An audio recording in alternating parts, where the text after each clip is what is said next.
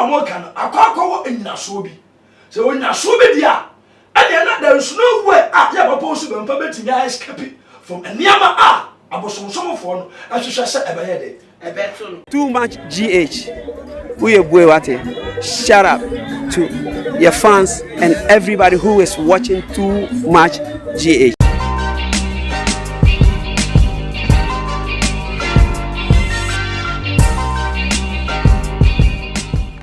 Akwaba Strongo and Koma Sabe Wajibre Eshame ewo Too Much GH eso nana ama obusua enimidi na unim say ye die share say studio na ye trending issues abeto jano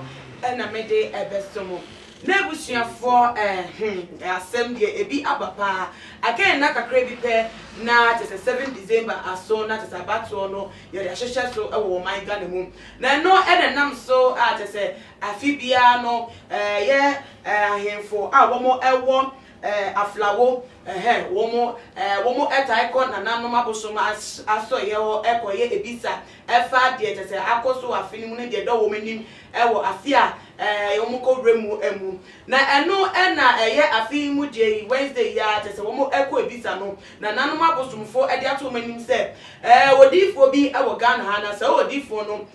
break akraka ye kopie mu ewo abato ebre no so no wode ediye bi ebeba abonte no kware bi enim na ediye no ebe ha voter region sa eye aflawo mpotem won mo ebe ha enkofo mo to opa say be trese basa ye bi ebe koso ewo e ma te se wodi foko na wodi ediye no beba abonte no wono emu ebe sma enkofo amoma ba eye empotem honum na te se womo abekosi sakasaka ye ewo honum na no ene be ma enkofo agye say oh okay the ediye no de ba abonte no eye no kra na te se confirm na abosomfo na nka no kwa womo sa bodin e kire odi fokura wo be yes ejuma no na enyo bia say yenya ye die nim no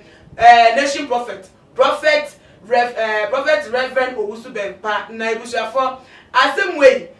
wo man face wona de ka wo no metwa mo aba na me de asommu yo Too Much GH nie Ghana for ahwefo etiefo onipa bi a won subscribe e wo Too Much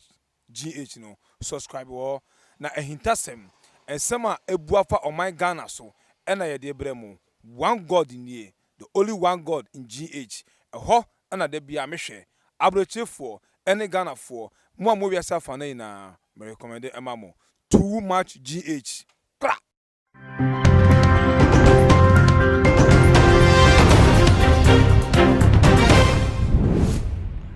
na misaso mamo Akwaba Strongo biem nebusafo asemi eye saji azi wonu me bacho mamon ya igbedi me nya igbeni ti mo fan cheme ono na we the head of Aflawo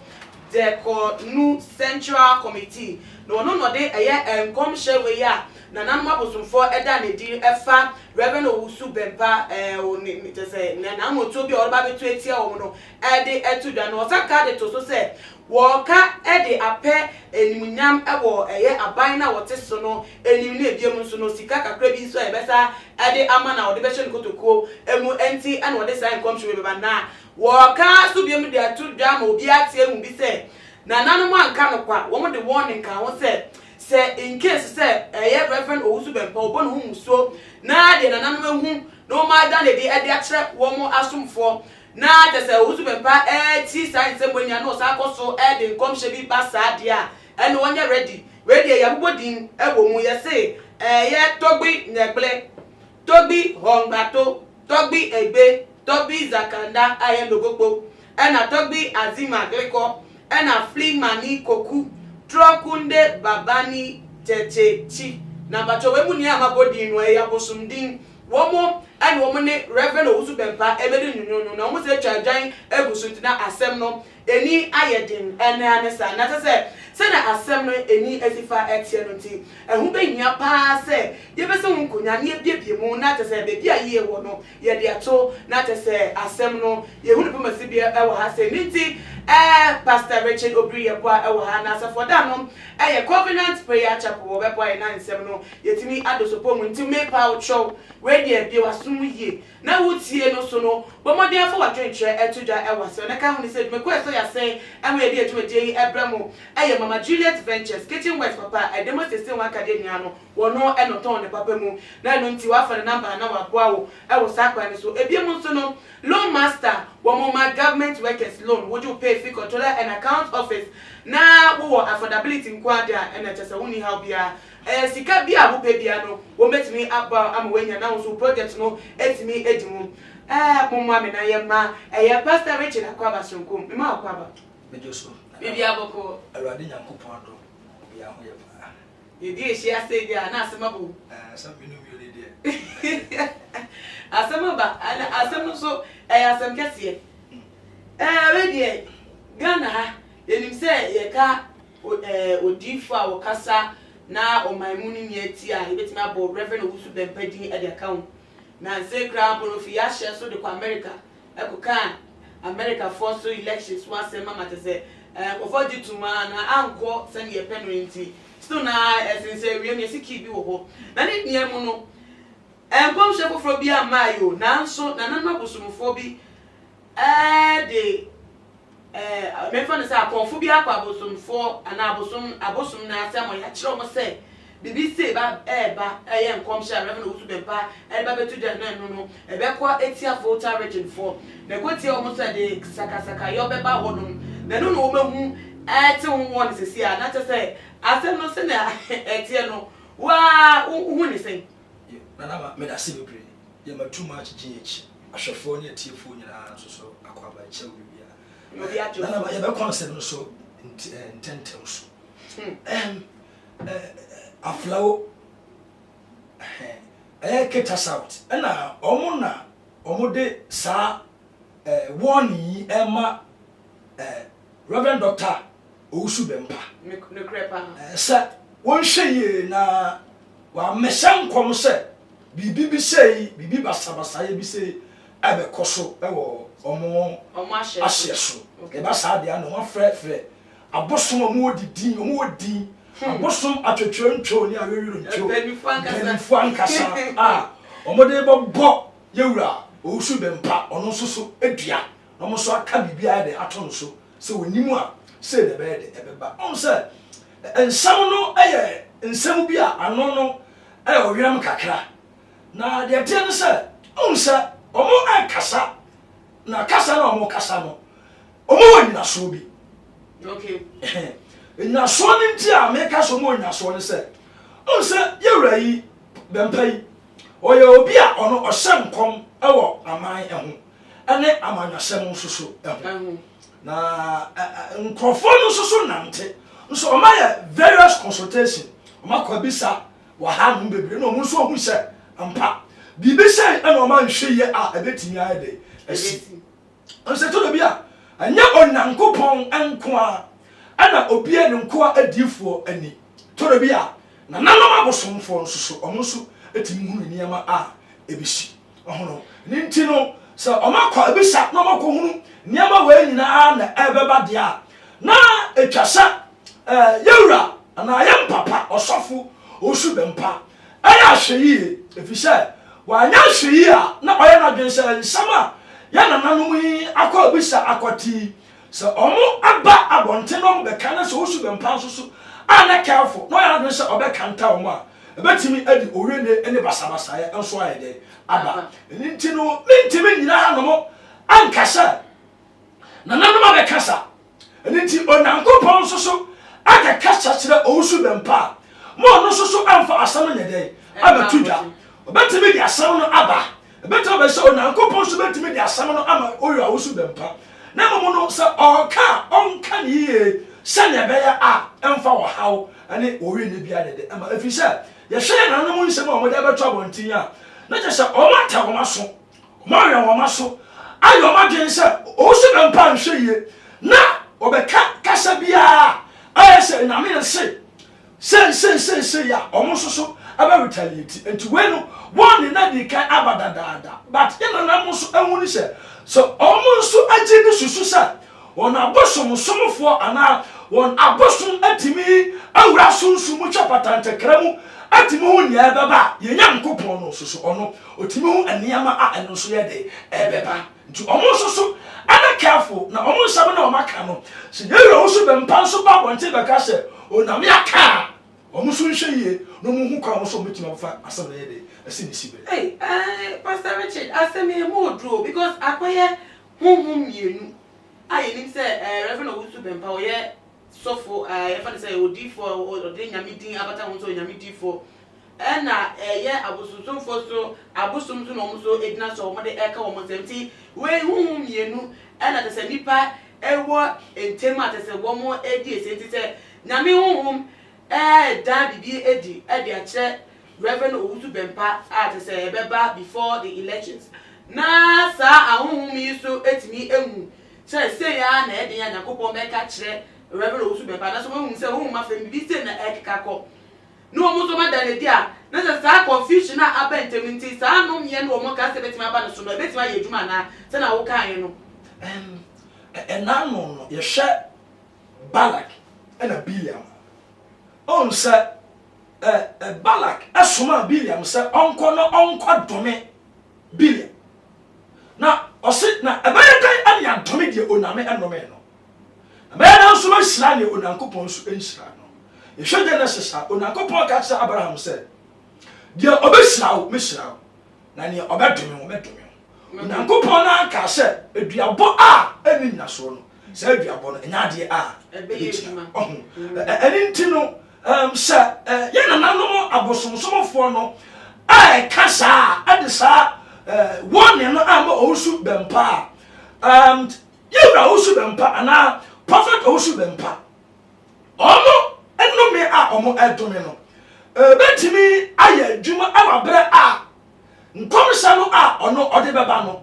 ani nyinaso ana ene onankopon ene kan na waye de na waka sa odibo semu nkomse bi eba ana bosemu kan komse bi eba na sa bosemu kan komse na ya papa Owusu Bempa ja beto abontene no sa enye nyankopon ene kan ya ene ya na nanom no me a omo asusu ne omo aka ane de omo hwehwe se abeba mu no betimi aye dwuma because eba sa na omo nsama na omo kan akwakowo enyinaso bi se onyaso bi dia and there is no way ya papa Owusu Bempa betimi escape from eniama abosomsom for no ahwehwe se ebeye de ebeto no na yenhwe Reverend Owusu Bempa ni nkom sha ode aba over the years most of the times no ode beto dwa na kwete se nkofo adwemu ntini omu bi na kwete confusion ebeka ya bese afi mienu ni etwema na se mienu na etwemi ode nkom se bi ba ye se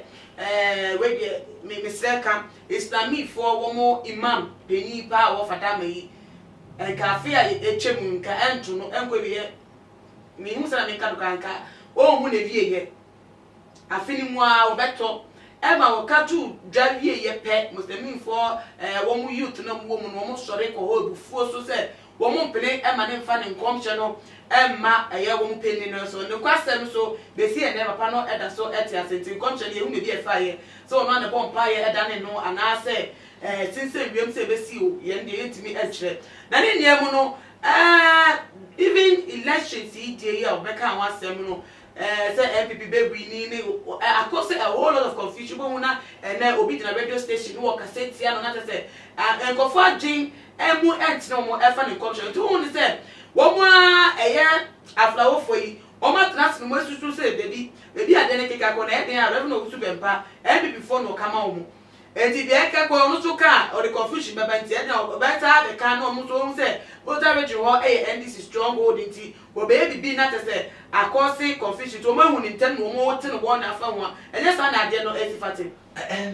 me ntimi entena asesi ankasa sa na ade no etie okay fa ba bi betimi nso akasa sa na ade no etie efise omo ese omo kasa no ase no omo se omo nananom abosom ana ada ade na di omahu ade akyewo abodi nkra ka ho abodi aka ho however they could also be said they are so smart. They become very intelligent. Sir, yan can be said. You osu bempa one de ni nkom sha o se nyina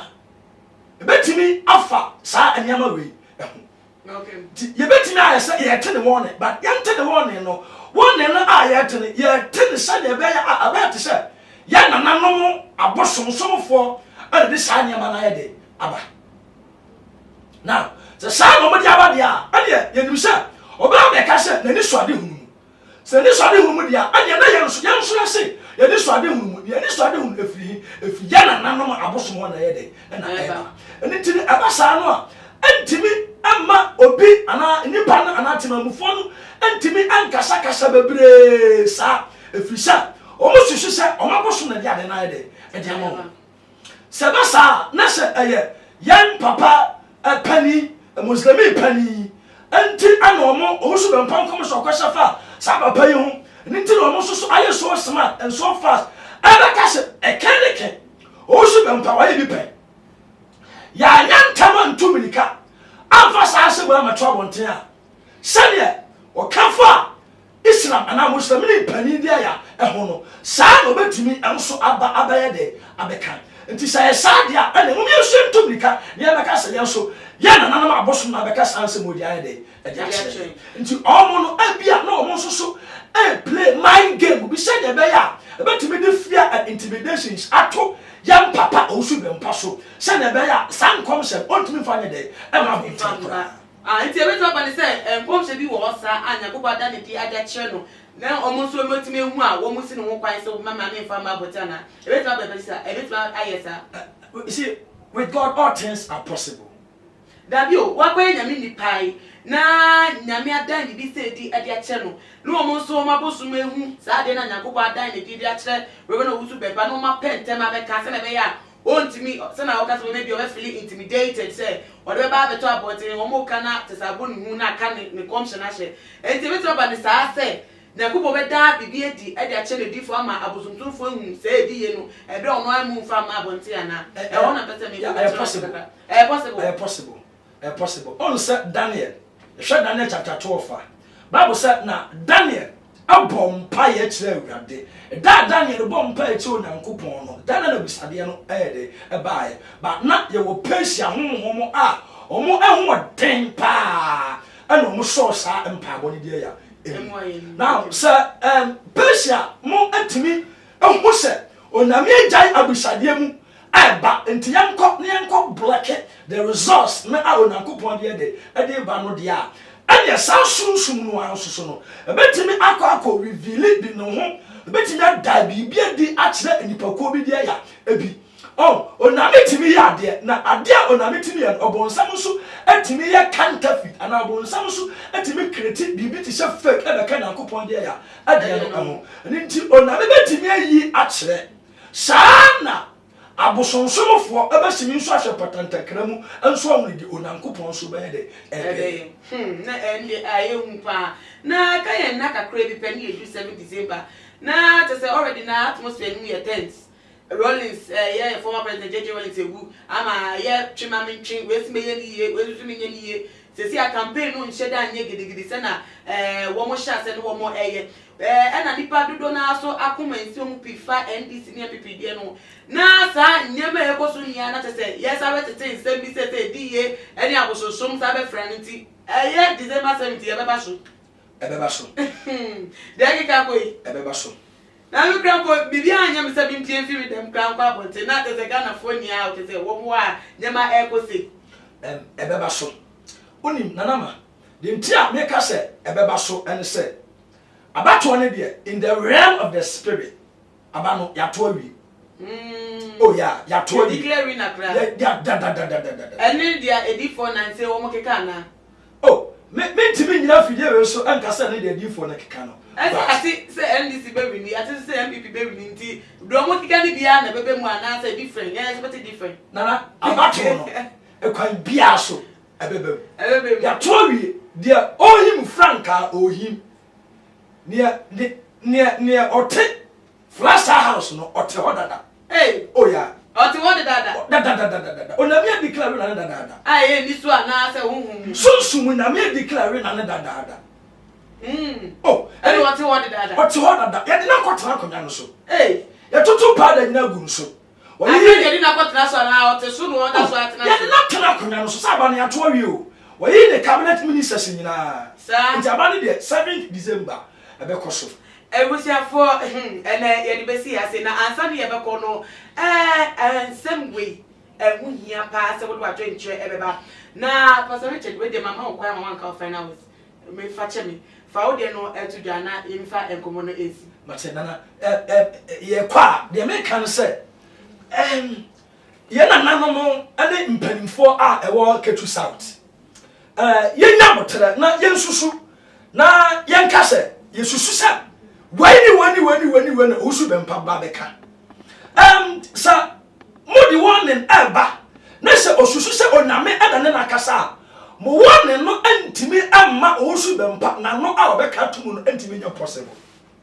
sa susu ana metu osu bempa fo se onusu fi se na nkopon de sanse bi sa bema no wo hwe se ne ye na nanom mpanimfo ani abere no ma twa dwan ade moja anya de ade gu fo mu no se oname ka bibi sa che na me no a metna tuma je ta fido so to fisha wonya sa revelation bi kwa won hwe no amfa ne dey wan fa ma efisha so ode ba se kimu wan hwe ya eniama ebe so ne no anye papa se ne be ya dia somdwe ebeba nti ana me kasa nti wonya sa nkom se we ana wonya sa timu po afi na nkopon no mo a on hwe ye because se ne oname etimi kasa no sa na no abosom so etimi ekasa and for seek peace for seek to prevail no aninti no se onya bibi sa ontwa so na asomdwe entimi emra na asumdwe entimi emra asumdwe de ehu hia wo man yi pa asumdwe nge elim ni fitete yempek saka yo bia ninti na yemfa se futu yi pa na ansa na mekono se si ade de utumi se Ghana bia ye hye ewiema ye hye na so ne nyem no oman no ehu te se ne nkoso ene ne ye yo no ehu hia sin bibia emfa ho se wo party A party B party C abato no asumdwe kwanso kokyere wadwen na pe obebi fa wadwen kyele bemu o amemu enye wo nko a na kura wo bia na ekyere bi nti obia ne padom de no ene be dedi ama ye hu ensusu asanya afi ne be koka mesrawo yempre asumdwe e wo sa bre yu na se asumdwe koso a entra oman emu ema ekyere mania emedi eye asumdwe yi ebi na ma obusa enede aha enamdi ebesi ansala mekono obetimi afollow TumaGH awo ye Instagram ni ye Facebook your Twitter handles at TumaGH_. Facebook also ye TumaGH. Subscribe if you want to subscribe and me aduma you be sign edi shaki makram. Me dey Isaiah Kodwampo obetumi afem the great ampo mbrembren wonu me nka mo ni ehwe TumaGH mu ye too much na me so me ye amo fire